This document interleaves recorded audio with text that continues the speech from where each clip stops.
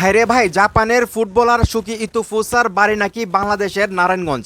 মানে নারায়ণগঞ্জের ছেলে হইলো সুকি ইতুফুসা। সহজ কথাই বলতে গেলে মানে সুকি ইতুফুসার বাপের বাড়ি হইলো গিয়ে নারায়ণগঞ্জ এবং মার বাড়ি হলো জাপান। এবং আপনারা সবাই জানেন মানে উনি জাপানের পাসপোর্ট পর্যন্ত ছাড়তে রাজি আছেন বাংলাদেশের হয়ে ফুটবল খেলার জন্য।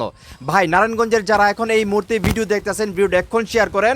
এটা আপনাদের গর্বের বিষয় যে নারায়ণগঞ্জের একটা ছেলে বাংলাদেশের হয়ে খেলার জন্য জাপানের পাসপোর্ট পর্যন্ত ছাড়তে রাজি আছে। সত্যি কথা বলতে এটা শুধু নারায়ণগঞ্জের জন্য গর্বের বিষয় না, এটা পুরো বাংলাদেশের জন্য গর্বের বিষয়।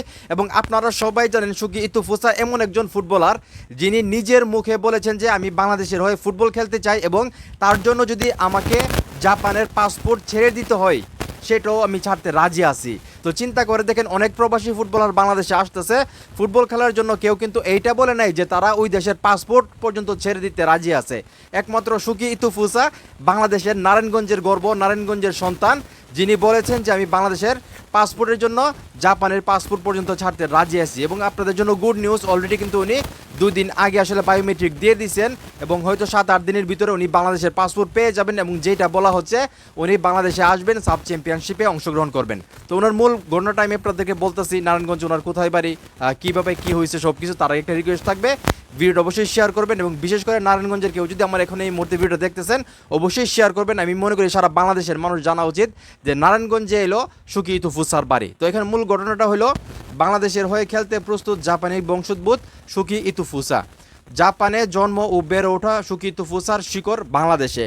তার বাবা নারায়ণগঞ্জের মানুষ, যিনি 1988 সালে জাপানে পাড়ি জমান। মূলত সুকি ইতুফুসার বাপের বাড়ি হইল গিয়া সেটা জাপান, কিন্তু উনি 1988 সালে উনি মানে জাপান চলে যায় আর কি কাজের আশায়। জাপানে মায়ের ঘরে জন্ম নেওয়া সুকি মাত্র 1.5 বছর বয়সেই জাপানের একটি ফুটবল ক্লাবে ভর্তি হন। মানে উনি জন্মের পর থেকেই মূলত ফুটবল হইব, মানে ফুটবলার হবে এরকম একটা চিন্তা ভাবনা হয়তো ছিল ওনার বাবা মার, যার কারণে ওনাকে 1.5 বছর বয়সেই আসলে ফুটবলের ক্লাবে ভর্তি করে দেয় আর কি। সেখান থেকেই শুরু হয় ফুটবলের পথ চলা। ছোট্ট সুকিকে প্রতিদিন তার মা ক্লাবে নিয়ে যেতেন এবং অনুশীলন শেষে আবার বাড়িতে নিয়ে আসতেন। এভাবেই ফুটবলকে সঙ্গী করে ধীরে ধীরে বেড়ে ওঠেন তিনি। এরপর জাপানের বিভিন্ন ক্লাবে খেলার পাশাপাশি দেশের বাইরেও নিজের ফুটবল ক্যারিয়ারকে এগিয়ে নিয়ে যান সুকি ইতুফুসা। বাবার জন্মভূমি বাংলাদেশের হয়ে খেলার আগ্রহ থেকেই এবার নতুন স্বপ্ন দেখছেন সুকি। ইতিমধ্যেই বাংলাদেশের কনসুলেটে বায়োমেট্রিক প্রক্রিয়াও সম্পন্ন করেছেন বলে জানা গেছে। শৈশব থেকে জাপানে ফুটবলের হাতেখড়ি, এরপর জাপান ও লাওসের ক্লাব ফুটবলের পথ চলা, এবার কি দেখা যাবে বাংলাদেশের লাল সবুজের জার্সিতে। তো আমি তো প্রথম থেকে ওদের আগ্রহ মানে ওনার প্রতি যে উনি বাংলাদেশে আসুক, বাংলাদেশের হয়ে খেলুক। কারণ আমি যেটা বললাম, অনেক ফুটবলাররাই বাংলাদেশে আসতেছে, প্রবাসী ফুটবলাররা, কিন্তু ওনার মতো কেউ বলে নাই যে আমি পাসপোর্ট ছাড়তে রাজি আছি বা ওই দেশের নাগরিকত্ব ছাড়তে রাজি আছি, মানে জাপানের। তো চিন্তা করেন বাংলাদেশের মানে প্রতি ওনার কতটা ভালোবাসা এবং বাংলাদেশের হয়ে খেলার জন্য ওনার কতটা আগ্রহ। তো দেখা যাক বাংলাদেশের নারায়ণগঞ্জের ছেলে সুকি ইতুফুসা, সেটা অবশ্যই নারায়ণগঞ্জের যেরকম গর্ব সারা বাংলাদেশেরও গর্ব।